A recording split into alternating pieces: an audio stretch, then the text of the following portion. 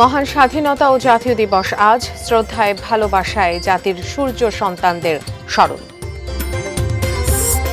দৌলতদিয়া ঘাটে বাস ডুবিতে ২৬ মৃতদেহ উদ্ধার, অধিকাংশই নারী ও শিশু। এবং কক্সবাজারের চকরিয়ায় বাসের ধাক্কায় ২ মোটরসাইকেল আরোহী নিহত।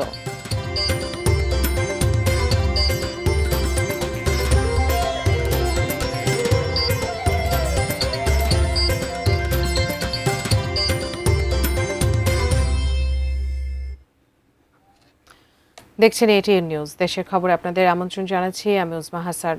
দর্শক, এতক্ষণ জানিয়ে দিচ্ছিলাম নাসির সিনট্যাক্স গ্রুপের সৌজন্যে শিরোনামগুলো। শুরুতেই মহান স্বাধীনতা দিবসে বীর শহীদদের প্রতি আমাদের শ্রদ্ধা।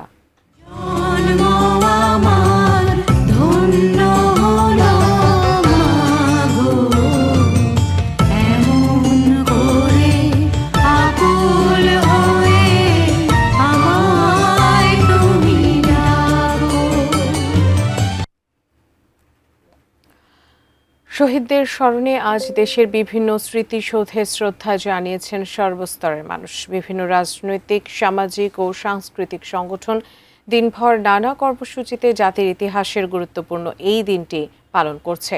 প্রতিনিধিদের পাঠানো তথ্য ছবিতে ডেস্ক রিপোর্ট। চট্টগ্রামের সূর্যোদয়ের সঙ্গে সঙ্গে তোপধ্বনির মধ্য দিয়ে শুরু হয় দিনের আনুষ্ঠানিকতা। চট্টগ্রামের কাট্টলির অস্থায়ী স্মৃতিসৌধে ফুল দিয়ে শ্রদ্ধা জানান সরকারি, বেসরকারি বিভিন্ন দপ্তর, রাজনৈতিক, সামাজিক ও সাংস্কৃতিক সংগঠন। রাজশাহীতে সকালে ৩১ বার তোপধ্বনি ও সশস্ত্র সালামের মধ্য দিয়ে মহান স্বাধীনতা দিবসের কর্মসূচি শুরু হয়। জেলা মুক্তিযুদ্ধ স্মৃতি স্টেডিয়ামে কুচকাওয়াজে অংশ নেন পুলিশ, আনসার, ফায়ার সার্ভিস সহ বিভিন্ন বাহিনীর সদস্যরা। রংপুরে দিবসটি উপলক্ষে আবু সাইদ স্টেডিয়ামে আয়োজন করা হয় বর্ণাঢ্য কুচকাওয়াজ, বীর মুক্তিযোদ্ধা ও শহীদ পরিবারের সংবর্ধনা, শহীদ মুক্তিযোদ্ধাদের স্মরণে দোয়া ও আলোচনা সভা। সিলেটে সূর্যোদয়ের সঙ্গে সঙ্গে কেন্দ্রীয় শহীদ মিনারে পুষ্পস্তবক অর্পণের মধ্য দিয়ে দিবসটির সূচনা হয়। খুলনার গল্লামারী বধ্যভূমি স্মৃতিসৌধে পুষ্পমাল্য অর্পণের মধ্য দিয়ে সকল শহীদদের প্রতি শ্রদ্ধা জানান সর্বস্তরের মানুষ। এদিকে বরিশাল, ময়মনসিংহ, নারায়ণগঞ্জ, দিনাজপুর সহ সারা দেশে যথাযোগ্য মর্যাদায় ও নানা আয়োজনের মধ্য দিয়ে স্বাধীনতা ও জাতীয় দিবস উদযাপন করেছে জাতি। বিভিন্ন ছাত্র, যুব, নারী, শিশু ও পেশাজীবী সংগঠন দিনব্যাপী নানা আয়োজনের মধ্য দিয়ে পালন করে গৌরবোজ্জ্বল এই দিবসটি। Desk report, ATN news. দর্শক, মহান স্বাধীনতা ও জাতীয় দিবস উপলক্ষে চট্টগ্রাম নেভাল বার্থে বিসিজিএস তাজউদ্দিন সকাল ৯টা থেকে সূর্যাস্ত পর্যন্ত জনসাধারণের জন্য উন্মুক্ত করে দেওয়া হয়েছে। কোস্টগার্ডের এই জাহাজে আছেন চট্টগ্রাম প্রতিনিধি মনিরুল ইসলাম পারভেজ। তার সাথে দেখব বাংলাদেশ কোস্টগার্ড শিপ তাজউদ্দিন। আপনাকে প্রথমে জানিয়ে রাখি, স্বাধীনতা দিবস উপলক্ষে নৌবাহিনী, কোস্টগার্ড বিভিন্ন পয়েন্টে তারা জাহাজ উন্মুক্ত করেছে। এখন যেখানে রয়েছি এটি হচ্ছে বিসিজিএস তাজউদ্দিন, এটি পতেঙ্গা ঘাট। এখানে এই তাজউদ্দিন যুদ্ধ জাহাজটি সকাল থেকে উন্মুক্ত করা হয়েছে। এর পাশে ওনাদের যে কোস্টগার্ড পূর্বজনের যেটি ঘাঁটি রয়েছে সেখানেও আর উন্মুক্ত রাখা হয়েছে। তবে এই জাহাজে দেখতে, অর্থাৎ যুদ্ধ জাহাজ যেহেতু সবসময় মানুষ আসতে পারে না, এটি একটি রেস্ট্রিক্টেড এরিয়া, তো এখানে আসলে প্রচুর দর্শনার্থীদের ভিড়ও আমি দেখতে পেয়েছি। তো আমরা যেহেতু এখানে প্রচুর দর্শনার্থী দেখেছি, আমরা একটু যদি একজন দর্শনার্থীকে যদি আমরা একটু যুক্ত করে নেই যে ওনারা যে এসছেন, মানে কেমন দেখলেন বা সব ব্যাপারে আমরা একটু একজনকে একটু যুক্ত করে নিই। আসলে উনি ওনার ছোট্ট শিশুকেও নিয়ে এসছেন। তো আসলে এখনকার যে একটি পরিবেশ, যুদ্ধ জাহাজ আসতে পারে। আচ্ছা, আপনি তো ছোট বাচ্চাকে নিয়ে আসলেন, এই যে আর কোনো সময় উঠেছেন কিনা বা কেমন লাগছে একটু বলেন তো। আসলে আমি প্রথম আসছি, এই আগে কখনো আসা হয় নাই, তো আসে ভালো লাগলো। ফ্যামিলি নিয়ে আসছি, খুব সুন্দর লাগতেছে। মোটামুটি সবাই আসছে, আত্মীয় স্বজন মিলে সবাই আসলাম, খুব ভালো লাগলো। এখানে কি দেখলেন? এটা আমাদের মোটামুটি ওদেরকে মানে দেখাই দিচ্ছে কীভাবে আসতে হবে, প্রথম থেকে ওরা দিয়ে দিছে এইভাবে আসতে হবে। আসলাম, মোটামুটি ভালো লাগলো, দেখাইছে এই ওদের এই ব্যাপারে আমাদেরকে যে এটা কীভাবে চালানো হয়। হ্যাঁ, এই এই জি দেখাচ্ছি কীভাবে চালানো হয়, বা আমাদের কোনো প্রশ্ন থাকলে বলেন।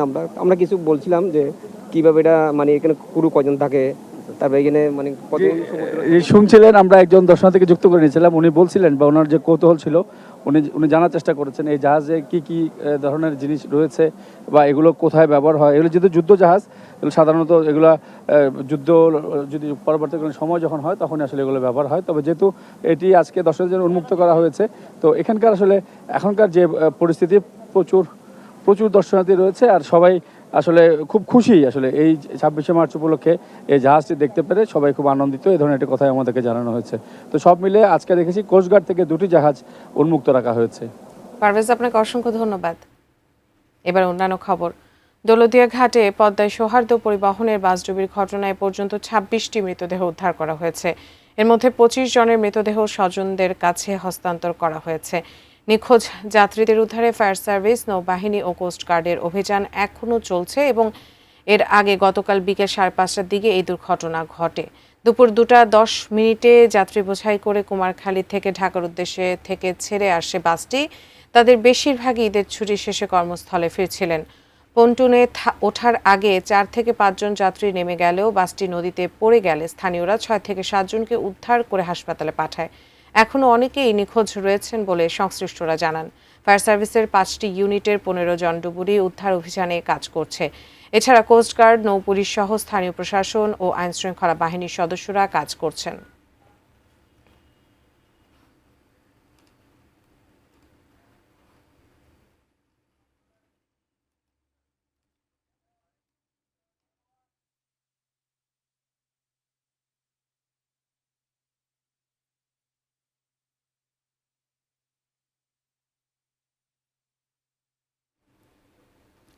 দর্শক, যেমনটি বলছিলাম, পদ্মায় ডুবে যাওয়া বাসের নিখোঁজ যাত্রীদের সন্ধানে এখনও কাজ করছেন উদ্ধারকর্মীরা। বিস্তারিত জানাতে ঘটনাস্থল থেকে সরাসরি যুক্ত হচ্ছেন প্রতিনিধি সুজন খন্দকার। সুজন খন্দকার, আপনি তো সেখানে আছেন। শেষ পর্যন্ত কয়জনের মরদেহ উদ্ধার করা হয়েছে, বাকি কয়জন বাকি আছেন, আর পরিবারগুলো কি বলছে একটু জানাবেন?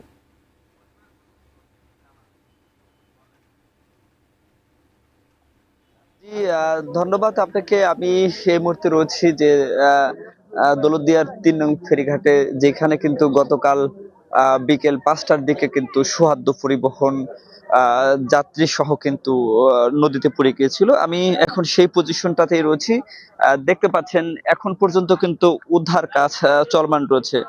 এখন পর্যন্ত আমি যেটুকু জানতে পেরেছি যে 26 জনের মরদেহ কিন্তু উদ্ধার করা হয়েছে এবং 26 জনের মরদেহ কিন্তু তার পরিবারের কাছে হস্তান্তর করা হয়েছে এবং বিআইডব্লিউটিএ এবং নেভি সহ ফায়ার সার্ভিস সহ তারা কিন্তু এখনো উদ্ধার কাজ চলমান রেখেছে এবং তারা কিন্তু এটা আরো 2 থেকে 3 দিন চালাবেন এমনটাই কিন্তু বলছেন। কারণ হচ্ছে যে ধারণা করা হচ্ছে বা স্থানীয় যে সমস্ত প্রত্যক্ষদর্শী রয়েছে যারা গাড়ির মধ্যে ছিল, তাদের ভাষ্য অনুসারে যে গাড়ির মধ্যে কিন্তু যাত্রী বেশি ছিল। একটু আগেই কিন্তু এই ঘটনায়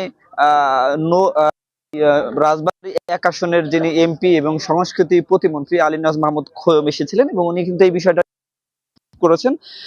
ওনাকে বলেছিলাম যে ভাই, উদ্ধার অভিযানটা কতক্ষণ নাগাদ চলবে? উনি বলছে যেহেতু একটা ব্যক্তি মারা যাওয়ার পরে 24 ঘন্টার আগে কিন্তু তার লাশ নদীতে সাধারণত ভেসে উঠে না, সেই কারণে কিন্তু আজকে বিকেল 5টা নাগাদ কিন্তু 24 ঘন্টা হবে, কিন্তু তার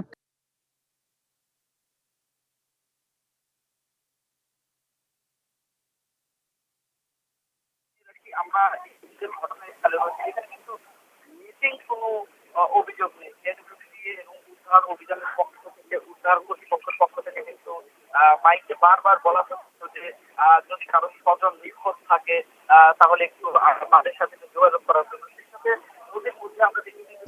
জন্য। সেই সাথে নদীর মধ্যে আমরা দেখেছি যে ছোট ছোট নৌকা নিয়ে কিন্তু তারা কোনো জায়গায় কোনো মরদেহ ভেসে উঠেছে কিনা এই চেষ্টাটাও কিন্তু করছেন। কিন্তু এখন পর্যন্ত যেহেতু কোনো মিসিং নাই, তারপরেও তারা কিন্তু আগামী 2 দিন কিন্তু এই উদ্ধার অভিযান অব্যাহত রাখার কিন্তু তারা এই কথাটা বলছেন। এর পাশাপাশি আপনার মাধ্যমে একটু দেশবাসীকে জানিয়ে রাখতে চাই যে গতকাল বিকেল 5টার দিকে রাজবাড়ী থেকে ছেড়ে আসা সৌহার্দ্য পরিবহন, যেটি একটি যাত্রীবাহী বাস ছিল, যাত্রী নিয়ে কিন্তু রাজধানী ঢাকার উদ্দেশ্যে এই বাসটি যাওয়ার উদ্দেশ্যে দৌলতদিয়া ঘাটে যখন পৌঁছায় বিকেল 5টা সুজন, নাগাদ। আপনাকে ধন্যবাদ। আমরা আবারও আপনার সাথে যুক্ত হব পরবর্তীতে। পদ্মার বুকে সৌহার্দ্য পরিবহন ট্র্যাজেডিতে প্রাণ হারানো বেশিরভাগই নারী ও শিশু। ঘাটে থামার পর পুরুষরা নিচে নামলেও বাসেই অবস্থান করছিলেন নারী ও শিশুরা। এ ঘটনায় এখন পর্যন্ত উদ্ধার 26টি মৃতদেহের মধ্যে 9 শিশু ও 10 নারীর পরিচয় মিলেছে। সহকর্মী সুজন খন্দকারকে সঙ্গে নিয়ে আরো জানাচ্ছেন আরাফাত সিদ্দিকী, ছবি তুলেছেন আব্দুস সালাম। শৌখিন এই মাছটি ঈদের ছুটিতে বাড়ি ফিরেছিল। স্কুল খুলবে তাই ফিরছিল বাবার কর্মস্থলে। মাছটি আছে, নেই শুধু শৌখিন সেই কিশোরী।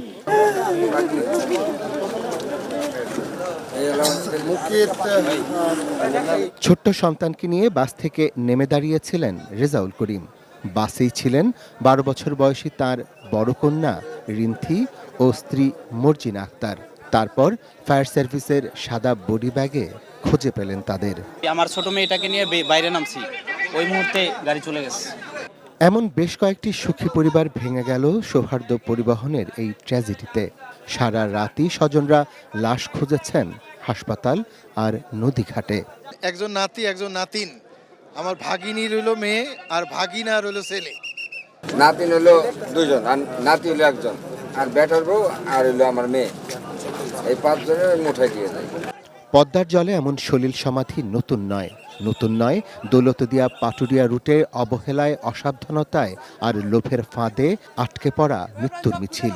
আমাদের যে নিয়ম না মানার প্রবণতা, এটাই সবচেয়ে দুর্ঘটনাগুলোর গুরুত্বপূর্ণ কারণ। আর এমন অনেক সময় হয় যে ড্রাইভার পান খেতে গেছে বা চা খেতে গেছে, হেল্পারকে বললো গাড়িটা উঠা। এ অঞ্চলের স্থানীয় সংসদ সদস্য খোদ সংস্কৃতি প্রতিমন্ত্রী অবসান চাইলেন এই দুর্বৃত্তায়নের। দীর্ঘদিন ধরে এই ঘাটের একটা অনিয়ম চলছে। আমরা সবেমাত্র ক্ষমতায় এসছে সরকার। এই এলাকার ঘাটের এবং এই নদীকূলের উন্নয়নের জন্য যা কিছু করে সেই কর্মসূচি পরিকল্পনা অবশ্যই আমরা নেব। এই ঘটনায় যথারীতি 3 কার্য দিবসের রিপোর্ট দেওয়ার আলটিমেটামে তদন্ত কমিটি করেছে নৌ পরিবহন মন্ত্রণালয়। বরাবরের মতোই নিহতদের দাফন সৎকারের জন্য 25,000, আহতদের চিকিৎসায় 15,000 বরাদ্দ করেছে স্থানীয় প্রশাসন।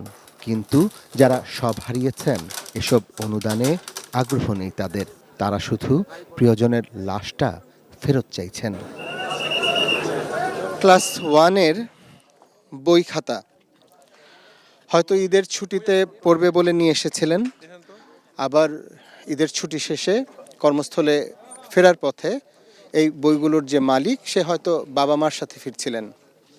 আমরা জানি না যে এই বই খাতাগুলোর যিনি মালিক তিনি জীবিত আছেন কিনা।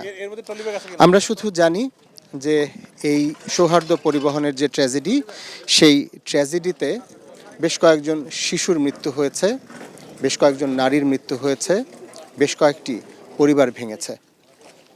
আরাফাত সিদ্দিকী, 18 নিউজ, রাজবাড়ী। রাজবাড়ীর দৌলতদিয়া ফেরিঘাটে যাত্রীবাহী বাস নিয়ন্ত্রণ হারিয়ে পদ্মা নদীতে ডুবির ঘটনায় নিহত কুষ্টিয়ার জুগিয়ার মর্জিনা খাতুন হাসির দাফন সম্পন্ন হয়েছে। মর্মান্তিক এই ঘটনায় এলাকা জুড়ে নেমে এসেছে শোকের ছায়া। স্বজনদের মাঝে চলছে কান্নার রোল। সকাল 10টায় কুষ্টিয়া পৌর এলাকার বারখাদা পালপাড়া এলাকার বাসিন্দা মর্জিনা খাতুনের জানাজা শেষে জুগিয়া কবরস্থানে তাকে দাফন করা হয়েছে। ঢাকায় বসবাসরত মেয়ের বাসায় যাওয়ার জন্য রাজবাড়ীর পাংশা থেকে সৌহার্দ্য পরিবহনের বাসটিতে উঠেছিলেন স্থানীয় পল্লী বিদ্যুতের বিলিং সুপারভাইজার মর্জিনা খাতুন। একই দুর্ঘটনায় জেলার খোকসায় নিহত আরও 3 জনের লাশ পরিবারের কাছে বুঝিয়ে দেওয়া হয়েছে।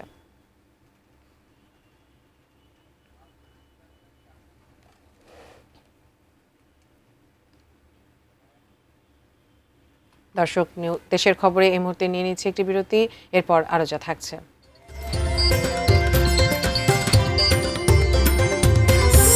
নাটোরের বনপাড়ায় বিদ্যুতের গ্রিড স্টেশন থেকে 2 কোটি টাকার মালামাল ডাকাতি।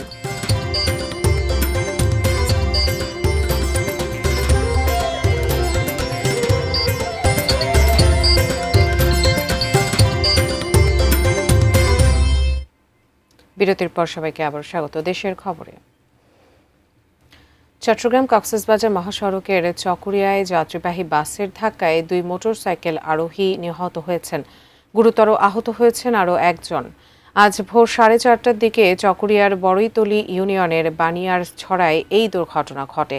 স্থানীয়রা জানান, চট্টগ্রাম থেকে কক্সবাজারগামী একটি বাস বেপরোয়া গতিতে চলছিল।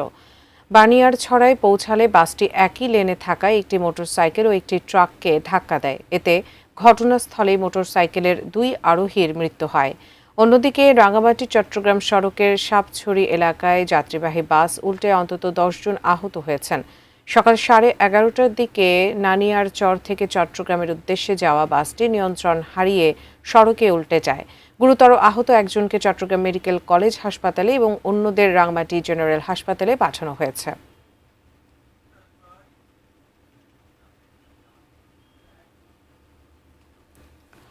নাটোরের বড়াইগ্রামে পাওয়ার গ্রিডে নৈশ প্রহরীকে বেঁধে রেখে প্রায় 2 কোটি টাকার মালামাল লুট করেছে দুর্বৃত্তরা। গতরাতে উপজেলার বনপাড়ায় নির্মাণাধীন পাওয়ার গ্রিডের স্টেশনে এই ডাকাতির ঘটনা ঘটে। বড়াইগ্রাম সার্কেলের অতিরিক্ত পুলিশ সুপার শোভন কুমার ও গ্রিড স্টেশনের সহকারী প্রকৌশলী আনাস আলী জানান, নির্মাণাধীন স্টেশনটিতে ইলেকট্রিক ফিটিংসের কাজ চলছে। গতরাতে 5 থেকে 6 জন অস্ত্রধারী দায়িত্বরত 4 নৈশ প্রহরীর হাত, পা ও মুখ বেঁধে একটি কক্ষে আটকে রাখে। তারা প্রায় 2 কোটি টাকা মূল্যের 368 পিস ব্যাটারি ও 2000 মিটার তামার তার সহ সিসিটিভি ক্যামেরার ডিভাইসগুলো লুট করে নিয়ে যায়। ডাকাতরা চলে যাওয়ার পর ছাড়া পেয়ে নৈশ প্রহরীরা জাতীয় জরুরি সেবা নম্বর 999-এ ফোন করে বিষয়টি জানান।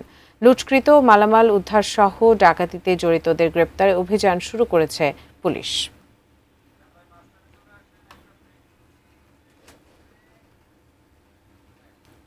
দর্শক, দেশের খবরে আবারও নিয়ে নিচ্ছে একটি বিরতি, আমাদের সঙ্গেই থাকুন।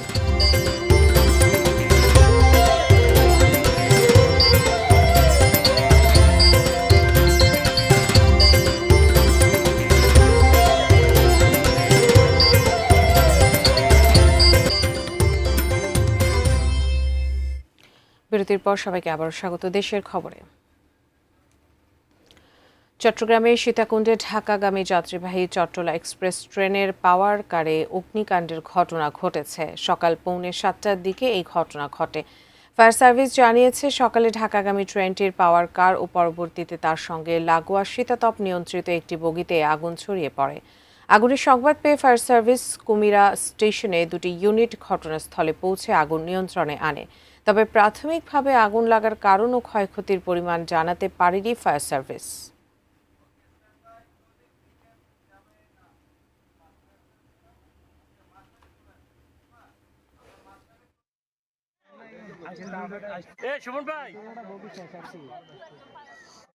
দর্শক, দেশের খবরে পর্যন্তই। এতক্ষণ সাথে থাকার জন্য ধন্যবাদ সবাইকে।